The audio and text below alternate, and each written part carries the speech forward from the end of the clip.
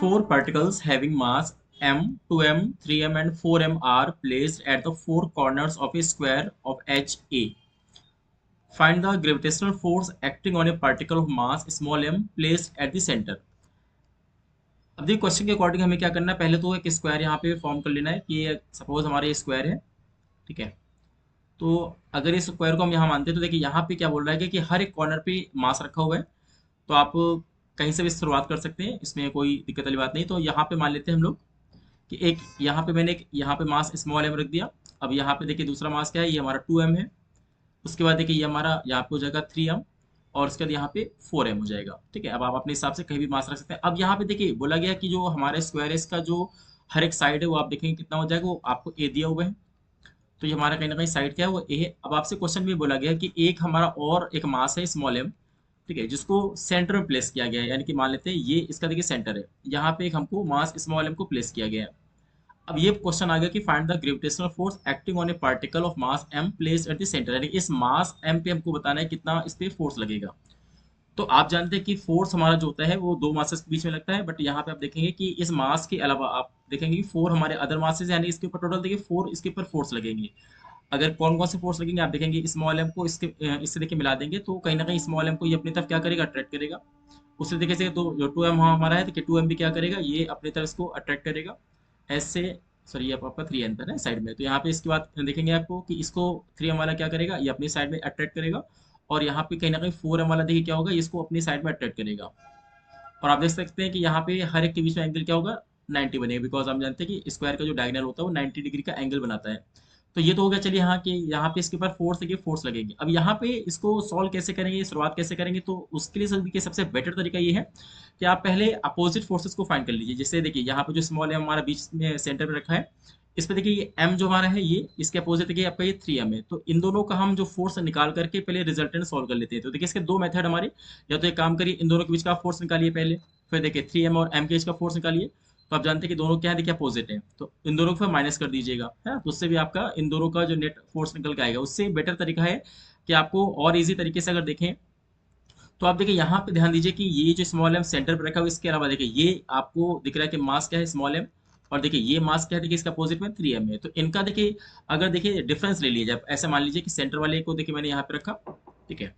अब देखिए यहाँ पे ऐसा मान लीजिए कि m का और देखिए 2m सॉरी 3m का देखिए डिफरेंस कितना होता है, तो 2m। तो ऐसा मान लीजिए कि यहाँ पे साइड में केवल आपको 2m रखा हुआ है, ठीक है। तो इससे क्या होगा कि एक फोर्स निकालने से आप बच जाएंगे, सिर्फ एक ही फोर्स निकालना पड़ेगा। तो मैंने यहाँ पे m और 2m का देखिए 3m का डिफरेंस लिया, तो यहाँ पे देखिए 2m आ गया। अब आइए इसके बीच का हम निकाल लेते हैं कि कितना हमारा फोर्स लगेगा, है ना। तो इसके बीच का फोर्स निकालेंगे तो आपको मान लेते हो फोर्स हमारा F हो गया। तो कैसे निकालेंगे, जी लिखेंगे, दोनों मास का देखिए मल्टीप्लाई करेंगे तो कितना हो जाएगा, देखिए 2m इंटू एम का मल्टीप्लाई हो जाएगा तो 2m स्क्वायर अपॉन में देखिए डिस्टेंस का स्क्वायर। यानी कि आपको ये इंपॉर्टेंट है कि ये डिस्टेंस कैसे निकालना है। तो आप देखेंगे ये डिस्टेंस के लिए आपको पता है कि हमारा जो स्क्वायर है ना, इसका आपको हर एक साइड ए दिया हुआ है। यानी कि ये भी हमारा देखिए ए साइड है, ये भी हमारा ए साइड है। तो आप पाइथागोरस से निकाल सकते हैं कि अंडर रूट ए स्क्वायर प्लस ए स्क्वायर यानी कि ए रूट टू। देखिए ये हमारा पूरा जो डायगोनल आएगा वो कहीं ना कहीं पूरा डायगोनल कितना है, देखिए हमारा पूरा डायगोनल ये आ रहा है ए रूट टू, है ना। और उसके बाद इसको आपको आधा लेना है। तो अगर आपको हाफ लेना है तो यहाँ पे सीधे इसका ए बाई रूट टू है ना, इसका हम आधा कर देंगे, यानी ए रूट टू हमारा है, इसको हम हाफ करेंगे। तो आपको हाफ करने से इसको देखिए ये भी लिखा जा सकता है कि ए रूट टू ऊपर था तो टू को हम यहाँ पे root two into root two लिख सकते हैं। तो एक रूट टू से रूट टू कैंसिल होगा। यानी कि जो हम हाफ डायगोनल की बात करें, देखिए इतनी ये जो आपके डिस्टेंस है ना, ये हमारी देखिए कितने हो जाएगी, इसको आप ए बाय रूट टू लिख सकते हैं। तो क्योंकि हमको यहाँ पे स्क्वायर रखना होता है डिस्टेंस का, तो ए बाय रूट टू का देखिए स्क्वायर क्या होगा, तो ए स्क्वायर अपॉन में देखिए टू आ जाएगा। तो कुल मिला के देखा जाए कि हमारा जो 3m और m का जो रिजल्टेंट देखिए फोर्स आएगा वो कितना आएगा, देखिए वो आपका निकल के आ गया। यहाँ पे देखिए टू आपका ऊपर चला जाएगा, तो टू इंटू टू देखिए फोर हो गया, तो हो जाएगा 4 g m स्क्वायर अपॉन ए स्क्वायर। ओके, ये देखिए हमारा फोर्स किसका किसका है, ये हमारा कहीं ना कहीं m और 3m के बीच का रिजल्टेंट है। और किधर इसकी डायरेक्शन होगी, तो आपको पता है कि सिंपल सी बात है, ये 2m की तरफ होगी डायरेक्शन। अब इसी तरीके से आइए देख लेते हैं। अब आपको आगे क्या करना है, अब आपको जो दो फोर्स हमारे देखिए बच्चे कौन कौन से, देखिए ये 4m, इसको ध्यान से देखिए, और देखिए जो 2m है। तो आपको पता है कि इसकी वजह से भाई दो फोर्स लगेंगे सेंटर वाले के ऊपर। तो क्यों ना एक काम करते हैं, 4m का और 2m का हम डिफरेंस ले लेते हैं। तो देखिए कितना आएगा, अगेन 2m डिफरेंस आएगा। तो आप ऐसा मान लीजिए कि देखिए 2m हमारे यहाँ पे रखा हुआ है, दोनों का डिफरेंस। तो अगर आपको 2m यहाँ पे रखेंगे तो यहाँ पे फिर से मिला दीजिए, ठीक है। तो भी आप देखेंगे कि हमारा वही सेम आंसर आ रहा है, कितना आ रहा है, देखिए एफ इक्वल टू कैसे निकालेंगे, जी लिखिए, और यहाँ पे भी देखिए 2m मास, यहाँ पे देखिए 2m मास, तो इसका कितना होगा मल्टीप्लाई, तो 2m स्क्वायर हो जाएगा, अपॉन में डिस्टेंस का स्क्वायर। आप फिर से देख सकते हैं ये आधा डायगोनल है ना। अगर ये हमारा हाफ डायगोनल हो जाएगा तो कहीं ना कहीं हमारे क्या हो जाएगा, ए स्क्वायर बाय टू। तो इसको आप लिखेंगे ए स्क्वायर बाय टू, ये हमारा ऊपर चला जाएगा।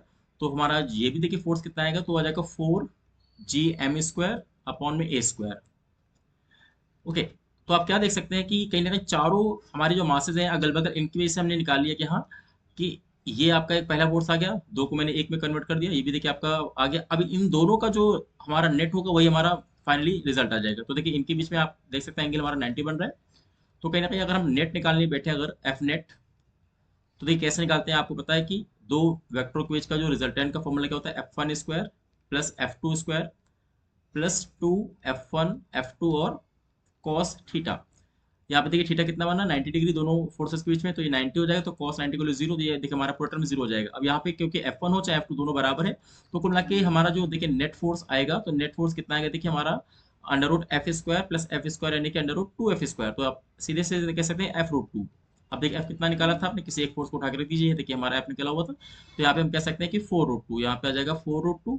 उसके बाद GM² अपॉन में ए स्क्वायर। ठीक है, यही हमारा फाइनली रिजल्ट आएगा कि हाँ, जो सेंटर पे हमारा मास रखा हुआ है उस पे लगने वाला जो हमारा नेट फोर्स आएगा वो इतना आ जाएगा, 4√2 GM² बाई ए स्क्वायर। तो इसको थोड़ा सा एक बार आप प्रैक्टिस कर लेंगे तो आसानी से इजीली आप बना लेंगे। बस थोड़ा सा यहाँ पे वेक्टर का यूज हुआ है और आपको बेसिक कॉन्सेप्ट है उनको आपको याद रखना है।